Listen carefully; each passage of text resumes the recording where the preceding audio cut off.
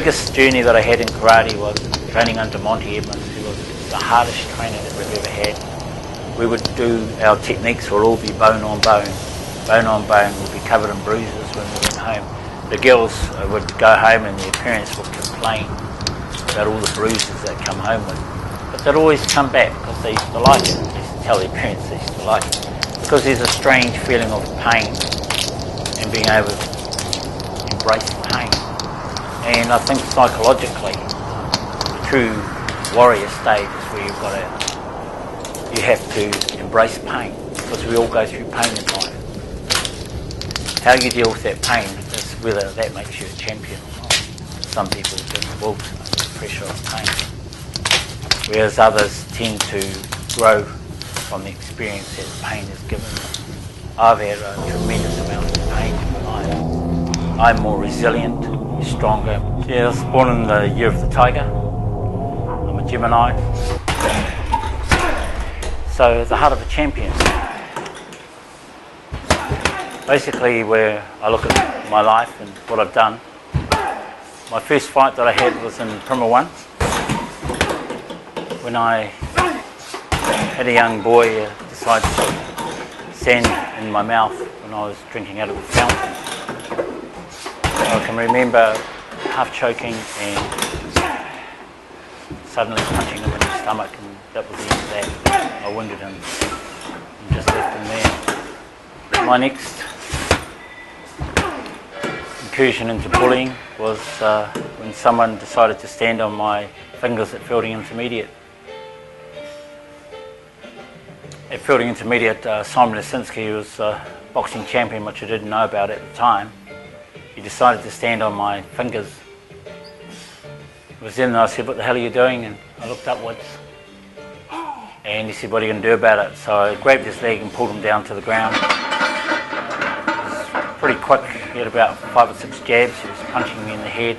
Never been punched before. And I didn't know what was happening, so I grabbed him in the headlock, jumped up, rammed his head into the stones. I wouldn't stop punching him. The teacher tried to pull me off and I kept punching him. I had this incredible rage.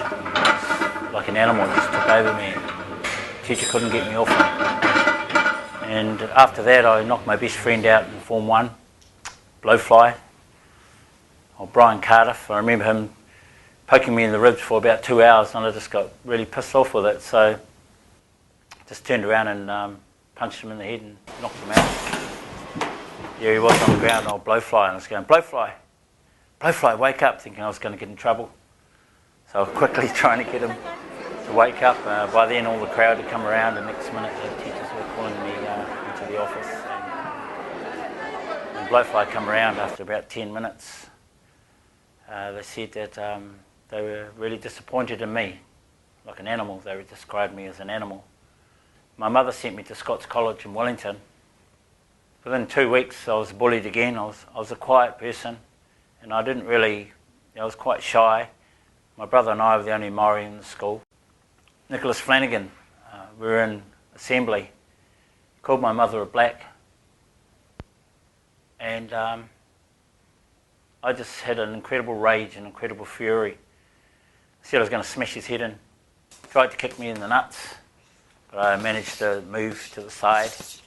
And I must have punched him about 50 times in the head. I punched him so hard and so fast, with so much rage. All I had was defending my mother and my mother's honour. My mother always said to stand up for yourself. I only stopped because I hurt my fists, because I didn't hit him quite right, and I bent my fist and my hand hurt, so I left him on the ground. And when I turned around, everyone was screaming and yelling right throughout the whole fight. It was like a silhouette of all these heads covering the whole door of the locker room.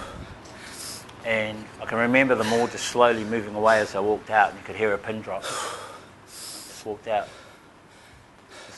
so silently out the door. But I had to stand up for who I was, and that's part of the warrior within you. And we're all born with that, and some people have different paths on the way of becoming a champion. The biggest thing about all of these things I'm talking about is when you're fighting, it's part of being a warrior. It's part of finding out who you are and that's part of the first part of the heart of a champion, is standing up for who you are, your family, your friends, and not letting anyone else bully you.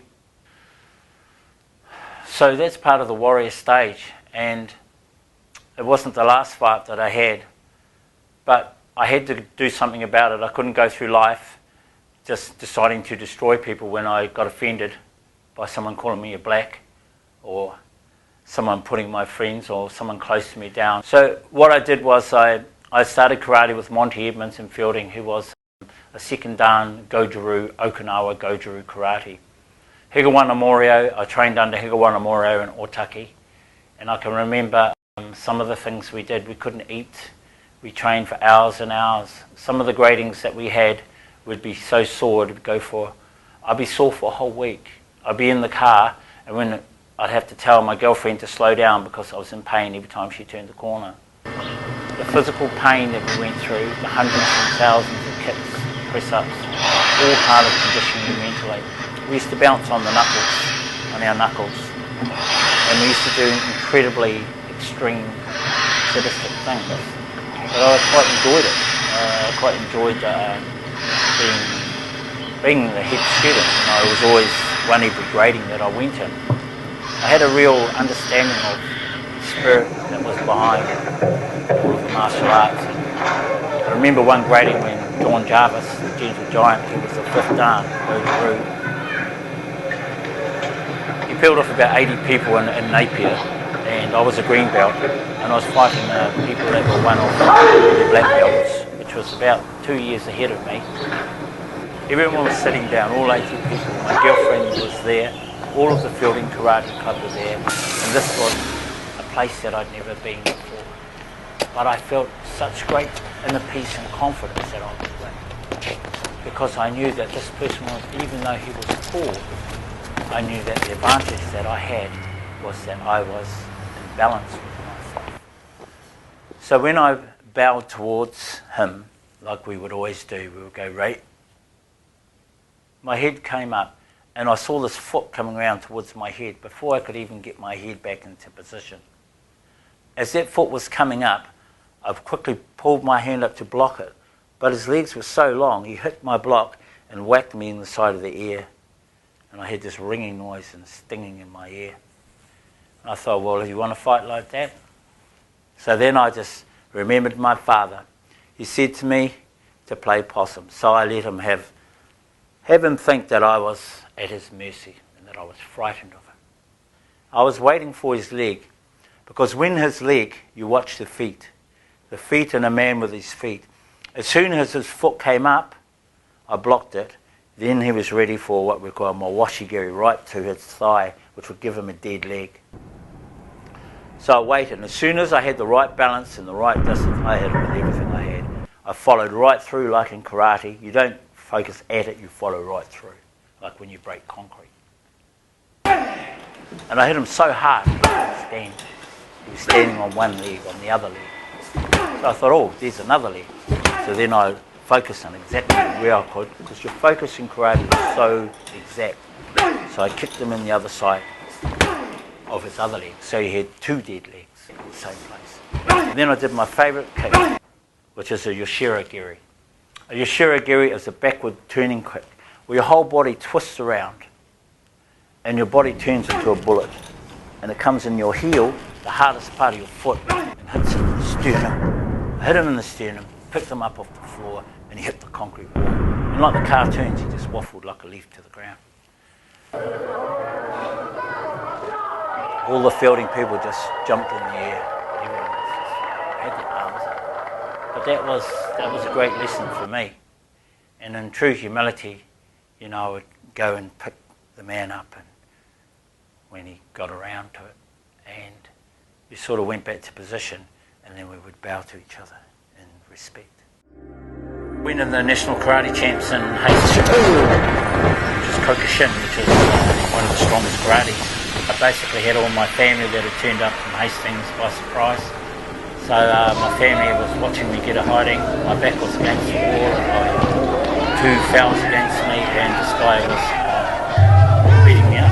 So I thought, well, I had to changed my strategy, and I just remembered what my father said, to play possum. And so I made out I was extremely frightened of this guy, and I let him come in closer and closer. So I drew him in, and I was waiting for one shot to knock this guy out. So he was about 6'2", and he was open for one kick, which I could get him with, which was a pretty powerful kick, but not at 6'2". How much power was that, I didn't know. But it was the only shot I had open for him, so I had to knock him out. So I'm moving back, and I can remember it's like time stops, and you're in this sartorial moment, and everything just stops. And there he was, and there his head was there, and I just remember moving and shifting my weight, moving all my weight so I could lower, and he just seemed so high. By the time I hit him in the chest, and it ricocheted into his chin. And then next thing I was spinning around, some unusual kick that I don't think many people have seen. So when I turned around and looked at him, he was bouncing off the floor, parallel with the floor, and the whole crowd was going crazy. And it was one of those once in a lifetime kicks, moments, and I'll never forget that. It's the most amazing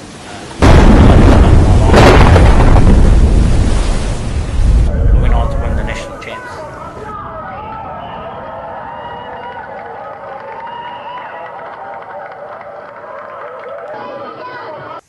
I didn't want to fight anymore after I won the nationals. I refused to fight. I hadn't lost any fights on the street or when I'd been bullied, and so I just wanted to go and retire.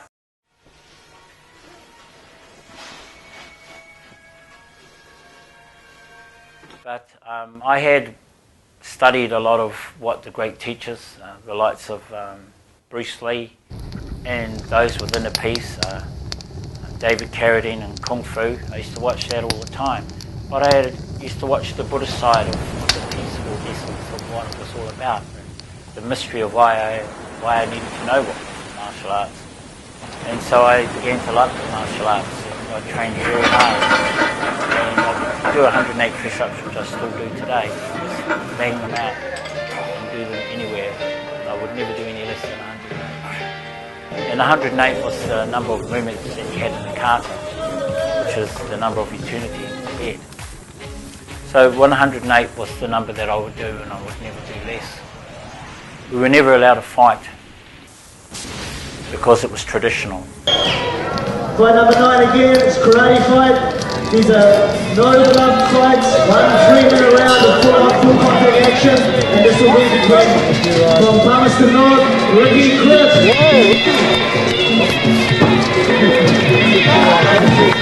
And his opponent from Kyokushin Kai Oyama, one of the top Kyokushin players in the country, Jeet. All of our fighting was done in the dojo. It was forbidden to fight outside of the dojo. Karate is not a sport, it's a way of life. Karate is a philosophy. Karate is an understanding of something much deeper. So that's the warrior path that I've just spoken to you about. And that's the heart of the warrior, the physical body. But we also have what we call the mental body, which is the mind and the strength that karate gives. You become a leader, or what is called a rangatira.